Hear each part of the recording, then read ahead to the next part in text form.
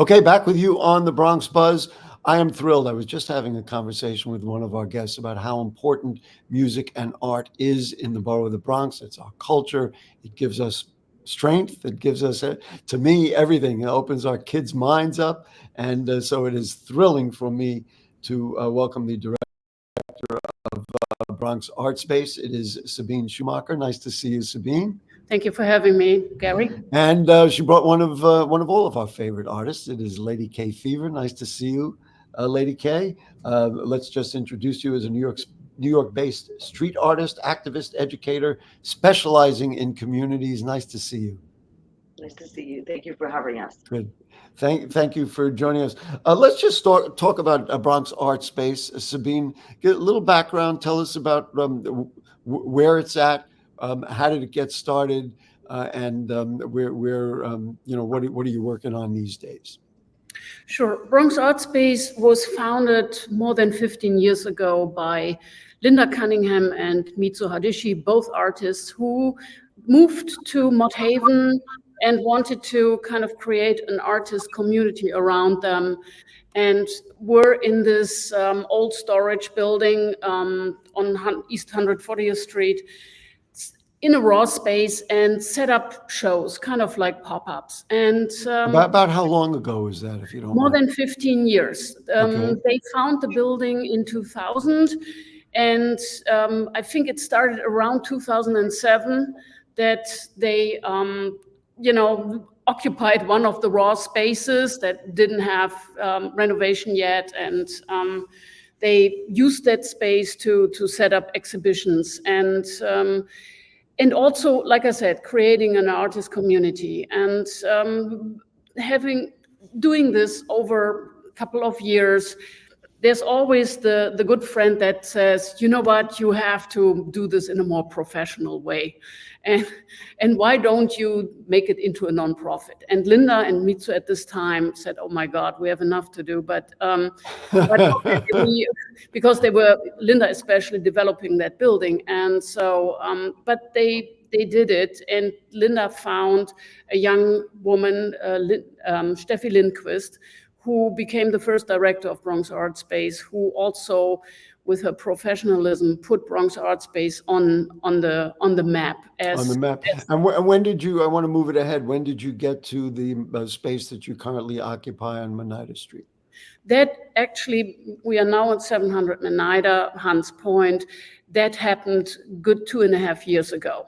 Mm-hmm. We lost our lease in 2019, 2020. We looked for another place, pandemic. Sure, but, and then you got it. And this really, I mean, this is, you're able to run, I know you have Saturday classes now. We want to announce that to everybody. There are Saturday art classes that are growing, and it gives you a regular space. I'm assuming that you're all pretty happy about what's going on. Yeah, very happy. Also that we have the stability of a long-term lease here in this building that allows us to have really, future programming setting up. Right. 2025 is already. Let's bring Lady Kate Fever into this. So there is a exhibit that opened up in the middle of October, and it's going to run through the middle of November, called Intersecting Visions at Bronx Art Space. You can see it there. It's curated by Christine DeFazio. Lady K Fever, just talk about you and the work that you have contributed to this particular art show. Start with one thing I just would like to, Andre, the other artist, Andre Trenier. Yes, Andre Trenier, yes. Yeah, so we have actually worked together over the past 15 years in different capacities. So it was really nice to have a show where you're bringing together his work and my work together as intersecting and then weaving. Both of us are Bronx-based artists, so it was really nice. So the work that I've created, the pieces are part of a street scale series where it's actually the size of what I would create on the street in one of my murals. So bringing this size into a gallery and people really getting to look at it about how really big and the scale is and kind of, you know, a lot of times we see artwork on small canvases or you know, in a certain size. So I really play with this idea of bringing really large scale stuff To that make it look like our neighborhoods. I just want to move it ahead so we can see some of the artwork. Did you yeah. create the artwork for this exhibit, or you just kind of took stuff that you had and then put that together for this exhibit for Intersecting Visions? So there are some pieces that specifically that were created for this exhibit. So we'd been kind of in conversation for about a year, knowing that it was happening. So some of the works were already made, and some of the works are specifically made Right. for the exhibit. So Yes. our producer Anderson, let's take a look. Show us some of the great work, and this is some of what you'll be able to see if you get over there to 700 Monida Street. Now, whose piece is this? This is André Trenier's piece, and it is from a series of artworks that he did, I think, I assume, as a commission for the company Champion, for the sports company. Ah, because he did the shirt. What a great image, and boy, if that's not a Bronx woman, I don't know who is. Keep it going. Let's run some more pieces now. Whose is this? Lady K Fever. And Lady K can probably give the name of it right away while I was looking for it. Yeah, it is. I still dream, and it's meditation in the breeze, and it's part of a series called The Mystical Travels of And Botanicals. how large is the painting in real life? It's Other than on about our 6 little feet by screen. 4 feet. 3 feet by 4 feet. No, 6 feet by 4 feet. 6 feet by 4 feet. Oh, there Yeah. we go. All right, keep it going. Let's look at some more. We don't want to run out of time. Look at this. This is Lady K Fever, yeah. Mm-hmm. Yeah, so this is a diptych. Sometimes they're next to each other, and this time that we decided to put it in the corner, which is really lovely because it kind of ties into the title of Intersecting pieces together. Do you do these as models, like you look at the flowers, or do you kind of conjure them up in your imagination? It's a little bit of both. I've been painting flowers since about 1999, even before then. So I actually was in Hawaii when I first started painting the hibiscus. So it's a little bit of both. It's a little bit very hot realism, but realism with spray paint, and a little bit of like surrealism and kind of this fantastical idea to it. They kind of take on a life of their own. Right, because the artist has a mind of her own. Let's keep going. I'm not shy. We want to show a Bronx artwork. This I love.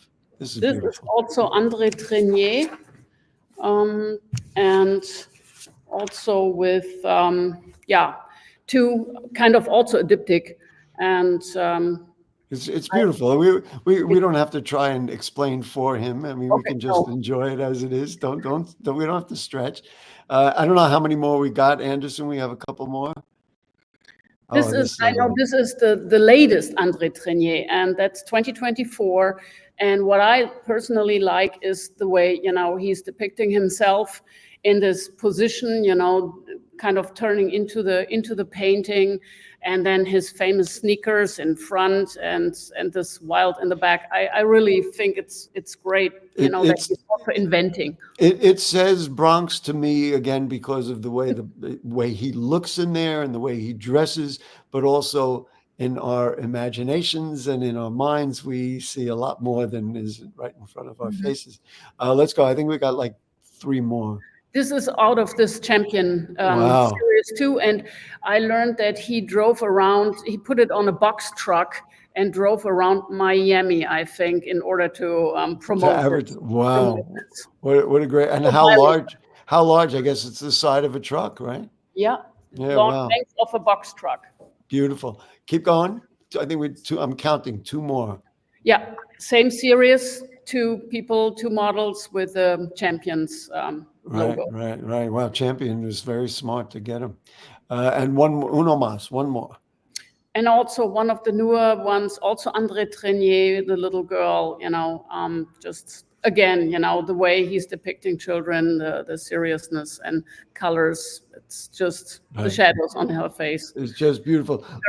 Lady K, do you paint every day? Do you work every day, or is it the kind of thing that you get everything else done and then you sit down and say, okay, now I'm going to paint? Or is it something you wake up in the morning and you just start doing work to I'm get a yourself little going? bit, I've had a studio in my house for, I think, since the beginning of being an artist, since I was like a kid.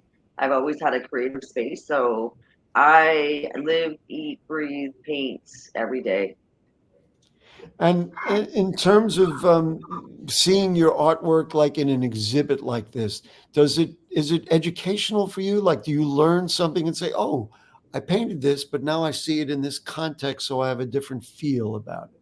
Or am I totally off base about that? Um, I think, yeah, yes and no. I mean, I definitely create work that's specifically for galleries.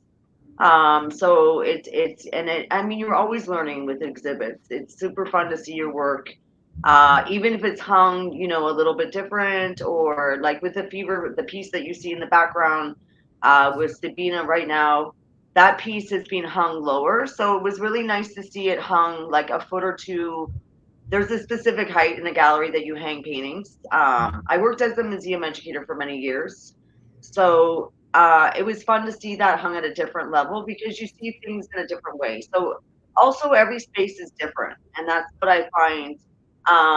It's always really magical, and it's always, I know, I wouldn't say necessarily learning it, but it's really exciting and thrilling to see and also build on, like, now I've shown it this way, maybe work on this. So I take away just working on new work. I think for people who are not artists and people who don't kind of understand the process, these kinds of dialogues are very useful because they begin to understand the creativity, what it means when you show them. It's not like, oh, well, okay, I saw it in the museum or whatever it is. So anyway, we're just about out of time. So Sabine, if you would just wrap it up, tell us where and when people can come and see this beautiful work. And of course, let's get involved with Bronx Art Space. Let's use the Saturday classes for all of us who want to do more. Yeah, Bronx Art Space with this exhibition this exhibition will be open, or let's say will close November 16.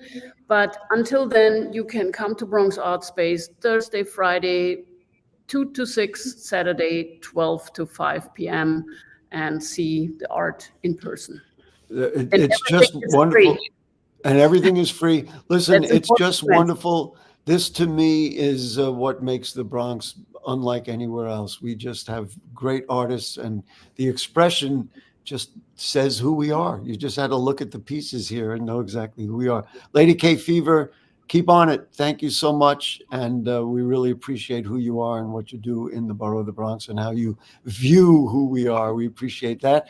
And Sabine Schumacher, keep it going. Let's go. Bronx Art Space. Everybody get out there and see it and enjoy it. And we appreciate your time this evening. Thank you for having me. Great. Folks, that'll do it for the Bronx Buzz. I got to run. We'll see you next time. If the curtain don't fall and the creek don't rise, we'll be back. We say thank you to Ben for joining us as well in the first segment. Good night.